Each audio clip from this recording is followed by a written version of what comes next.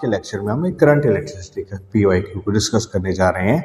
तो आज का सवाल हमारे पास क्या है? In a circuit shown in the figure the capacitor C is initially uncharged and key is open. In this condition, a current of 1 ampere flows through the 1 ohm resistance. So key is closed at t equal to t naught. Which of the following statements is or are correct? तो हमारे पास चार options दी हुई हैं। अब देखिए हम बात करते हैं तो हमें क्या दिया हुआ है। सो 1 ampere current flows through the 1 ohm resistance. So this is the given. लेकिन बच्चों में यहाँ क्या कंफ्यूजन होती है? सो बच्चे ऑलवेज यही कहते हैं कि करंट तो दिया हुआ है लेकिन करंट की डायरेक्शन तो दी नहीं हुई।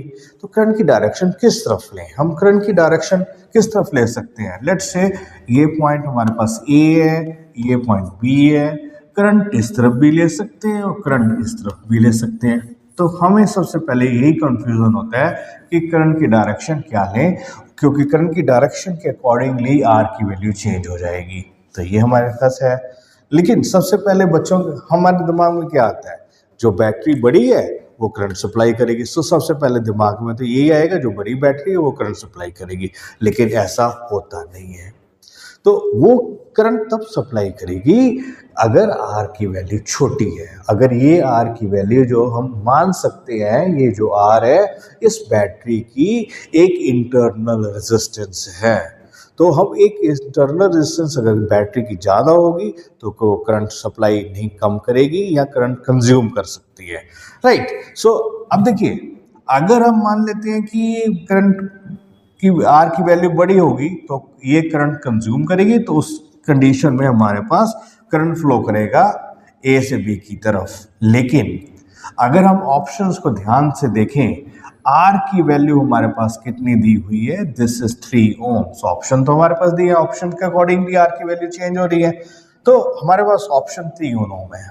दैट मीन्स ये रेजिस्टेंस जो है दिस इज स्मॉल वैल्यू। तो अगर ये रेजिस्टेंस छोटी है तो बड़ी बैटरी, हम मान सकते हैं कि बड़ी बैटरी करंट सप्लाई कर रही है। तो इसमें से करंट फ्लो कर रहा है, तो यहाँ से करंट इस तरफ जाएगा। दैट मीन्स करंट की डायरेक्शन हम B से A की तरफ ले सकते हैं। और इसमें तो हमारे पास दिया हुआ है करंट की डायरेक्शन B से A की तरफ है। राइट। तो लेट्स से, तो फर्स्ट कंफ्यूजन तो हमारे पास क्या खत्म हो गया कि करंट की डायरेक्शन किस तरफ लें। अब देखिए, ये जो बैटरी है, ये बैटरी है, ये जो रेजिस्टेंस है, तो तीनों पैरेलल में ना।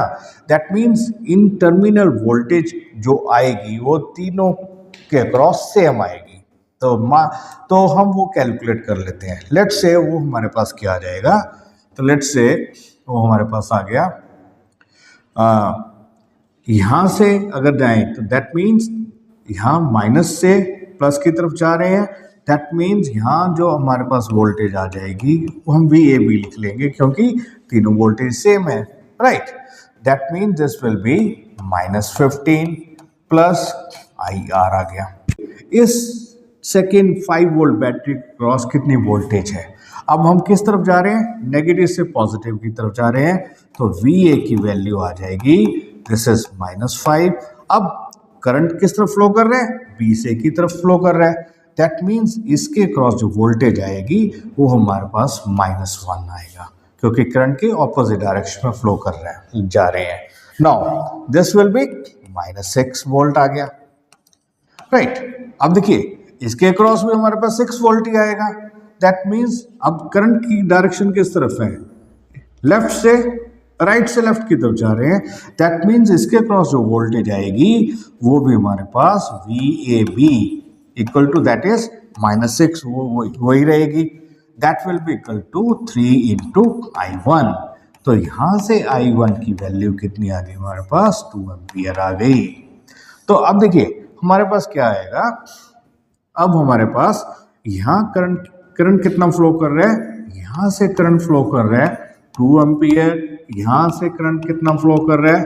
1 एम्पियर फ्लो कर रहा है। तो यहाँ से R में से कितना करंट फ्लो करेगा? इन दोनों का sum. So that will be 3 ampere. Now हमारे पास I की वैल्यू भी आ गई 3 एम्पियर। तो अब I की वैल्यू भी हमारे पास है, R की वैल्यू कैलकुलेट कर लेते हैं। तो यहाँ से हमारे पास क्या आ जाएगा? VA की value -6 equal to -15 plus I is 3 R आ गया। दैट मीन्स आर की वैल्यू कितनी आ गई, 15 उधर गया, plus 15 minus 6 is 9, 9 divided by 3 is 3, so this is 3 ohm resistance. तो हमारे पास आर की वैल्यू भी आ गई, करंट भी आ गया। दैट मीन्स ये ऑप्शन भी करेक्ट है और ये ऑप्शन भी करेक्ट है। सो पहले दो ऑप्शन तो हमारे पास करेक्ट हो गए, राइट, ये चीज आ गई।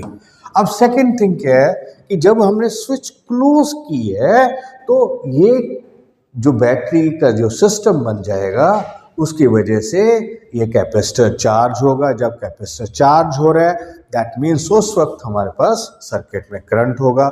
वो हम 7.2 माइक्रोसेकेंड्स पर कितना करंट होगा वो कैलकुलेट करने जा रहे हैं, राइट। अब देखिए हमारे पास क्या आ जाएगा, तो ये जो 15 वोल्ट बैटरी है, ये 5 वोल्ट बैटरी और ये 3 ओम रेजिस्टेंस है, इनका एक इक्विवेलेंट सिस्टम बना लेंगे। दैट मीन्स इसकी हम एक इक्विवेलेंट ईएमएफ कैलकुलेट करेंगे और ये 3 रेजिस्टेंस जो है इसका भी एक इक्विवेलेंट रेजिस्टेंस कैलकुलेट करेंगे। तो हमारे पास इक्विवेलेंट ईएमएफ कितना आता है, हमारे पास इक्विवेलेंट ईएमएफ आता है सर्किट का, यहाँ सेल्स इन पैरेलल में equivalent EMF will be equal to E1 by R1, E2 by R2 plus E3 by R3 divided by हमारे पास 1 by R1 plus 1 by R2 plus 1 by R3।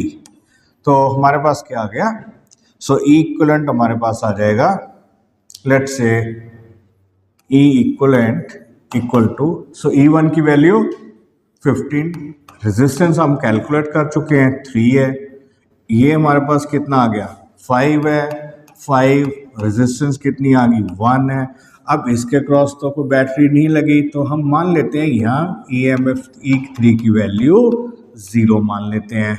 So 0/3 again 0 divided by 1/3 plus 1/1 plus 1/3, so that means this is 5। तो EMF equivalent कितनी आ जाएगी 10 divided by, so this comes out to be 3, 1 plus 1 2 and यहाँ हमारे पास आ जाएगा 3, सो 3 plus 2 is 5। तो E equivalent की value हमारे पास आ जाएगी, this will B, that means this is 6 volt. तो हमारे पास जो इक्विवेलेंट EMF कितनी आ गई 6 वोल्ट आ गई।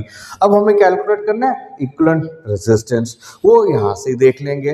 तो यहाँ से 1/R इक्विवेलेंट की वैल्यू कितनी आ गई, 1/R इक्विवेलेंट की वैल्यू 5/3 है। दैट मीन्स R इक्विवेलेंट कितना आ जाएगा, दिस इज 3/5 ओम, और सिंपली वी से this is R equivalent is 0.6 ओम आ गया। तो हमारे पास इस कैपेसिटर क्रॉस एक इक्विवेलेंट सिस्टम मान लिया, जी हाँ, बैटरी की वोल्टेज की इक्विवेलेंट EMF कितनी आ जाएगी 6 वोल्ट आ जाएगी, और ये हमारे पास इक्विवेलेंट रेजिस्टेंस कितनी आ जाएगी internal 0.6 ohm. Now so when key is closed तो हमारे पास सर्किट क्या बन जाएगा, सो दिस इज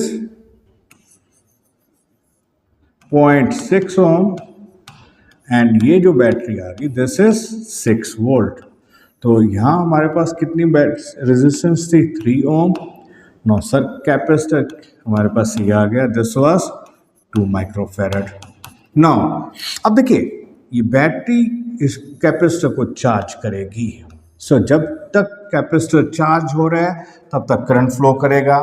तो हमारे पास चार्जिंग करंट की इक्वेशन क्या आएगी, चार्जिंग करंट की इक्वेशन आती है हमारे पास I is equal to I0 ET/τ। Tau क्या है, this is known as RC time constant है, राइट। अब हमें कैलकुलेट क्या करना है, एक तो हमें RC टाइम कांस्टेंट कैलकुलेट करना है और ये जो मैक्सिमम करंट है वो कितना होगा वो कैलकुलेट करना है।